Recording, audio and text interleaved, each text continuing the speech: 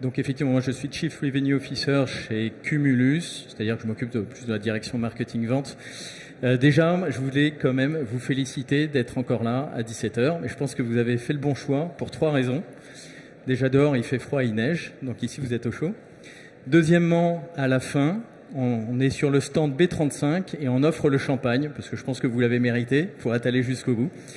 Et puis 3, j'espère quand même que je vais vous apprendre aussi des choses, parce qu'on arrive avec quelque chose d'innovant, qui est sur la vidéo augmentée. Alors très simplement, je vais vous expliquer ce que c'est, mais c'est la vidéo augmentée du digital, c'est-à-dire qu'il y a une couche digitale par-dessus la vidéo, et à partir de ce moment-là, vous pouvez faire ce que vous voulez en interaction, avec des quiz, avec du contenu additionnel, avec de la remontée de data. Voilà pour poser le sujet. Donc maintenant, je vous invite à... Ça ne marche pas ici. Donc déjà, revenons sur ce que c'est que la vidéo et en quoi c'est important de se poser la question de cette vidéo appliquée au learning. Je pense que vous avez tous conscience que dorénavant, la manière de communiquer entre nous, c'est avec la vidéo. D'accord ? On est tous nourris de vidéos au quotidien. On se connecte sur YouTube en permanence et ça représente désormais 85% du flux du web. Donc s'il y a bien un média avec lequel on communique, c'est la vidéo. S'il y en a qui ne sont pas d'accord, je veux bien effectivement en parler après autour d'une coupe de champagne. Maintenant, la vidéo c'est bien, mais pour se former, qu'est-ce qu'on fait ? Eh bien, on a déjà 52% des digital natives qui vont sur YouTube pour se former de manière spontanée. Les digital natives, c'est important de s'en préoccuper parce qu'ils créent les tendances. Et ils amènent absolument tout le monde dans cette tendance-là. Et ce sont vos apprenants d'aujourd'hui, ce sont encore plus vos apprenants de demain. Il est donc essentiel et urgent de se préoccuper de leur comportement, de ce que eux consomment et de pouvoir répondre en adéquation avec leurs usages digitaux. Donc ces millennials, ils vont représenter 75% de la main-d'œuvre globale en 2025. D'accord ? Donc c'est demain. Et les parcours de formation, s'ils veulent embarquer des usages qui correspondent à nos usages quotidiens, doivent commencer à se poser des questions dès à présent sur comment est-ce qu'on peut adresser cette population, donc sur cette base de la vidéo. Je pense que vous l'aurez compris, la vidéo est dans nos usages, elle est dans nos mœurs, et on doit se poser la question sur comment est-ce qu'on va l'embarquer dans la pédagogie. Eh oui, parce que la vidéo, elle a des freins. Ces freins, c'est si vous mettez un expert qui va traiter d'un sujet un peu ardu en technique bancaire pendant 45 minutes face à une caméra, vous allez perdre votre audience. Ça, c'est une évidence. Au niveau neurologique, on décroche à partir de 2 minutes, et à 6 minutes, vous avez perdu 60% des personnes. Donc mettre simplement une vidéo dans un parcours de formation, ce n'est pas suffisant, dû à cette passivité. D'accord ? C'est aussi pas suffisant parce qu'il y a un effet Kleenex, c'est-à-dire qu'on va produire son module vidéo et puis il va être très vite obsolète. Donc par rapport au coût de production et à sa durée de vie, je suis d'accord avec vous, c'est pas toujours très rentable. Et puis troisième point, comment est-ce qu'on fait pour aller embarquer les meilleures pratiques du learning, notamment tout ce qui est quiz gamifié ? Comment est-ce qu'on fait pour mesurer un retour d'expérience, un apprentissage sur de la vidéo ? La vidéo, c'est un média qui est plat, qui est vertical, qui descend vers un apprenant. Terminé, vous prenez aucun feedback. Donc on est d'accord, le postulat de base, la vidéo, tout le monde en consomme, c'est le meilleur moyen de communiquer. Il y a une vraie puissance cognitive, mais pour autant, c'est limité dans un parcours de formation. Donc la question qui se pose, c'est comment est-ce qu'on peut embarquer ce média et injecter dedans les meilleures pratiques pédagogiques. Donc la réponse de Cumulus, ce que je vous disais, c'est cette couche digitale qui va permettre d'aller structurer, organiser le parcours vidéo. La vidéo, c'est notre nouveau langage. Le digital, c'est la grammaire. C'est la vraiment meilleure façon d'organiser ça. Pourquoi ? Parce qu'on va pouvoir créer des interactions. Des interactions, c'est vous naviguez sur la vidéo et vous avez des cibles, des pastilles sur lesquelles l'apprenant va pouvoir cliquer et apporter du contenu additionnel. On va regarder tout ça après, mais déjà je vous présente le principe. En quoi c'est important ? Vous allez faire des rappels de concentration. S'il décroche, vous avez des pastilles qui vont être là pour lui rappeler qu'il peut aller approfondir un sujet, pour lui rappeler qu'il peut répondre à un questionnaire. Le multimédia, essentiel aussi, hein, c'est prouvé au niveau neurologique que plus vous allez multiplier les médias, plus vous allez favoriser la motivation, plus vous allez favoriser la concentration, et plus on va pouvoir travailler sur l'empreinte mémorielle. C'est une évidence. Quand vous êtes face à une vidéo, c'est de l'image animée, le cerveau est extrêmement sollicité. Pouvoir faire une pause et passer sur un média plus tranquille, plus à plat sur de l'image, tout de suite on sait qu'on se pose, on peut digérer une information, on peut approfondir quelque chose. Et puis troisième point, c'est ce qu'on appelle la granularisation, le chapitrage, c'est la même chose. C'est-à-dire que dans le principe de construction, on parle tous de micro-learning, ce principe de construction, on peut l'appliquer avec la vidéo augmentée, où on va créer un certain nombre de grains d'apprentissage ou de notions qui reconstitués font des modules. Et ce module, je peux naviguer à l'intérieur. C'est-à-dire que dans mon player vidéo, j'ai une barre de chapitrage qui va me permettre de naviguer dans mon parcours, de revenir sur un chapitre qui m'intéresse, d'avancer si je le souhaite. On va regarder tout ça après, mais voilà ce que ça veut dire véritablement la vidéo augmentée d'interaction, de contenu additionnel et de granularisation. Derrière, c'est quoi les résultats? Vous allez me poser les questions, mais est-ce que vraiment c'est prouvé? Est-ce que c'est mesuré? Eh bien, on a 2 fois plus de conversion avec de la vidéo interactive qu'avec du contenu passif. Autre chiffre, 91% d'une population qui est en B2B préfère consulter du contenu interactif et visuel, c'est-à-dire vous. Ce que vous souhaitez, c'est pouvoir interagir. Sinon, ça tombe à plein et très vite, vous êtes lassé. D'accord ? C'est vraiment nos comportements quotidiens qu'on va pouvoir retravailler dans une partie, dans une démarche pédagogique appliquée au learning. Donc Cumulus, ça fait 4 ans qu'on existe. On a commencé à réaliser des parcours sur mesure pour des clients, pour tout type de projet, dans tout type de secteur. Désormais, on met à disposition de tous un outil auteur qui permet de venir réassembler ces vidéos, les augmenter d'interactivité, les augmenter de contenu multimédia. Donc je vous invite à une petite visite. Donc on va regarder quelques cas d'usage. Donc je sais que mon collègue précédent a eu quelques problèmes avec la vidéo, avec le Wi-Fi. J'espère que ça ne va pas se passer ici. Voilà, donc un cas d'usage qui est ici avec Sephora, avec qui on travaille de façon quotidienne. Et vous voyez la vidéo, donc je vous la montre, et puis je vous embarque tout de suite dans une expérience interactive. D'accord ? J'ai cliqué sur une pastille. Donc ça me permet de mettre aussi en pause. Vous avez vu le player, il a 3 chapitres. Hein. On a Sephora, Picard et MACSF. Ce sont les cas d'usage que je vais vous présenter.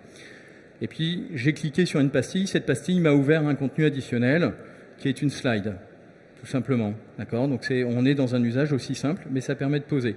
Donc là, c'est pour vous expliquer le contexte de ce qu'on a fait pour Sephora, qui est dans la formation de ces équipes points de vente, à la fois pour des outils, pour des pratiques de vente, pour de la relation client. On traite absolument tout type de sujet pour eux. Donc là, on a construit un programme qui est organisé en 4 modules. J'espère que vous voyez bien. Avec un premier chapitre qui est sur l'explication, un chapitre introductif sur l'explication du projet par l'équipe marketing. Et puis les 2 autres qui sont des mises en situation terrain. C'est là où la vidéo prend toute sa puissance, de pouvoir représenter la réalité. Et puis ensuite, il y a un message de la direction. Et puis pendant tout ce parcours-là, la population cible apprenante de Sephora a la possibilité de cliquer. Donc là, il y a une mise en scène aussi avec la personne, de cliquer sur ces cibles pour aller enrichir, venir enrichir un contenu, venir enrichir une notion.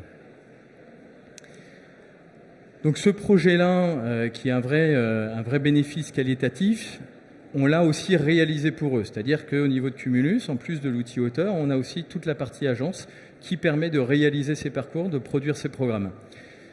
Donc ça a été produit en seulement 3 semaines, à partir du moment où on s'est dit, voilà, il faut former, voilà quel est le brief, le tournage en magasin, le montage avec l'outil, et l'export sur leur LMS. On était sur 3 semaines. Et dorénavant, il y a 4000 Beauty Advisors, donc le personnel magasin, qui a été formé sur cet outil.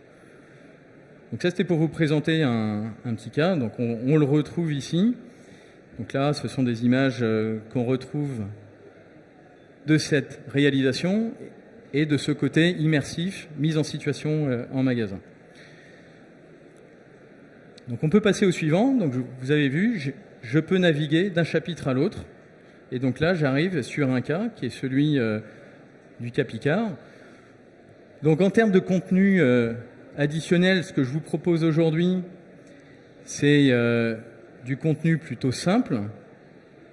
On peut évidemment mettre en média par-dessus de la vidéo, des quiz de toutes sortes, des questions à choix multiples, des questions uniques, du drag and drop. On a absolument toutes les fonctionnalités de quiz qu'on peut embarquer avec cet outil.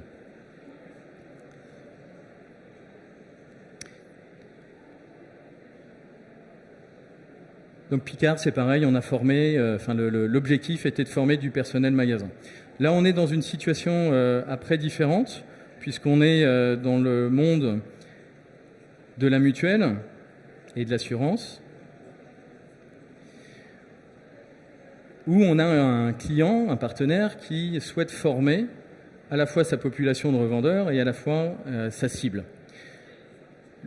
Sur des notions vous l'avez à l'écran, mais sur des offres de PERP, Madelin, Assurance Vie, etc. Donc on est vraiment dans les produits d'assurance, peu importe. L'idée, c'était de produire une approche qui soit vivante, mais sur un sujet un peu ardu. Donc on fait monter un expert, mais on organise ça sous forme de grains d'apprentissage encore, sur différentes notions, et en permanence avec de l'interaction. L'idée, c'est que ça puisse vivre aussi sur le web, parce qu'on ne s'adresse pas simplement à une cible apprenante interne, mais également sur le web. Donc là, pareil, tout à l'heure, je vous ai dit qu'on a publié en SCORM, donc sur les LMS. On a aussi la possibilité de publier ce type de solution sur le web.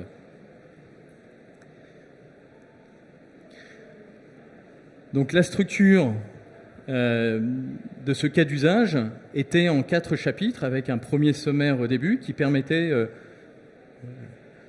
à la personne qui naviguait sur le site MACSF d'aller chercher véritablement son besoin. Donc on était en tout sur 4 modules. Et ce qui est intéressant quand c'est sur le web, avec le digital, c'est qu'on peut mesurer absolument tout le comportemental. Donc le nombre de vues, mais pas que, le nombre de contenus ouverts, le temps passé dessus, il y avait des quiz également embarqués avec, et donc les réponses, les scores à chacun des quiz. Et puis là, vous avez le temps de visionnage moyen, donc qui est 87% de la durée totale. Ça, c'est un taux que vous pouvez rapprocher d'un taux de complétion. Quand on est dans les normes, quand on est dans le SCORM, là, vous avez comme si c'était le taux de complétion. Donc c'est pareil. Qu'est-ce qu'on apporte avec cet outil, avec cette approche de vidéo augmentée? C'est bien entendu une augmentation du taux de complétion. Pourquoi? Parce qu'on est dans un parcours qui est ludique, on est dans un parcours interactif. Je suis en permanence en train d'être sollicité à nouveau pour interagir avec mon parcours, avec des rappels de concentration, et je diversifie les médias. Ce qui fait qu'on amène jusqu'au bout et qu'on a un grand taux de satisfaction de la part des visionnautes. Voilà, donc là vous avez l'image de ce qu'il y avait sur ce parcours-là, avec aussi des contenus en motion design, avec des fiches téléchargeables, avec des liens vers un formulaire. Donc on a énormément de possibilités avec ce type d'outil. Donc je vais revenir sur la présentation.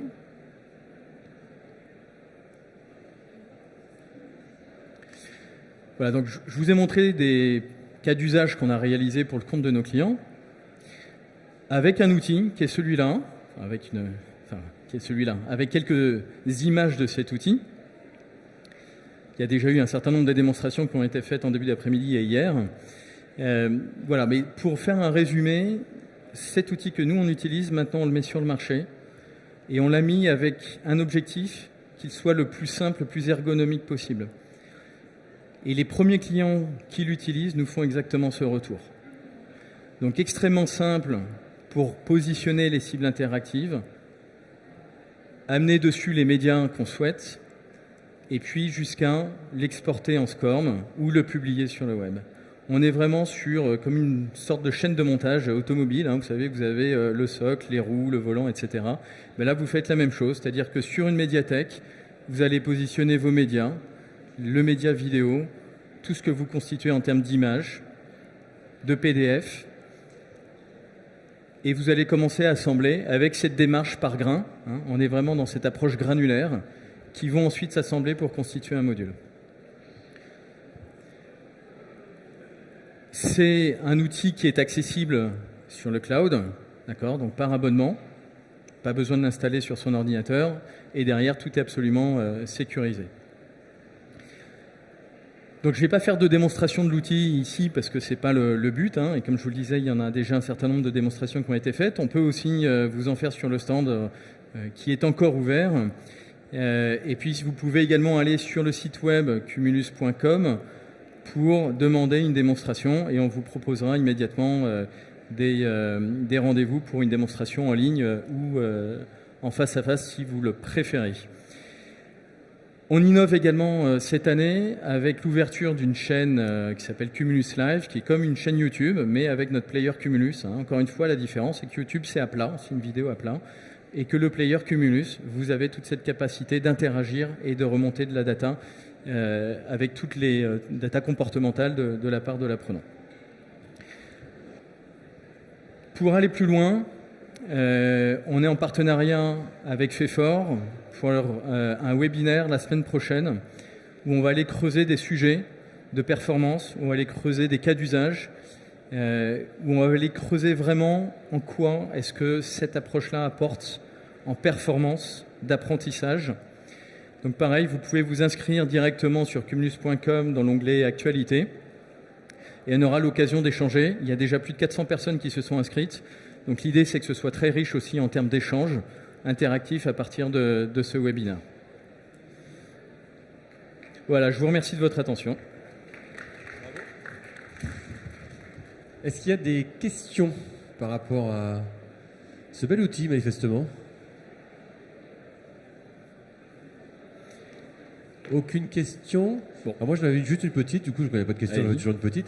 Vous avez parlé un peu de plateforme après, vous allez ouvrir une chaîne, une forme de chaîne, pas une chaîne YouTube, mais une chaîne Cumulus.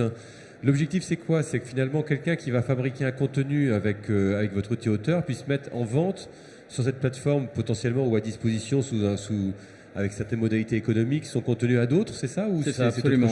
C'est une chaîne privée. Donc à partir du moment où donc il va pouvoir en un clic positionner toutes ses vidéos sur cette chaîne et donner accès à ceux qui s'inscrivent pour pouvoir y accéder. Donc c'est vraiment un accès privé. Et donc un organisme de formation peut tout à fait construire ces modules de vidéo augmentés, les positionner dessus et donner accès à ceux qui auront pris un abonnement pour accéder au contenu. À ses clients par exemple, voilà, ou à ses stagiaires, etc. Voilà, ok. Merci beaucoup.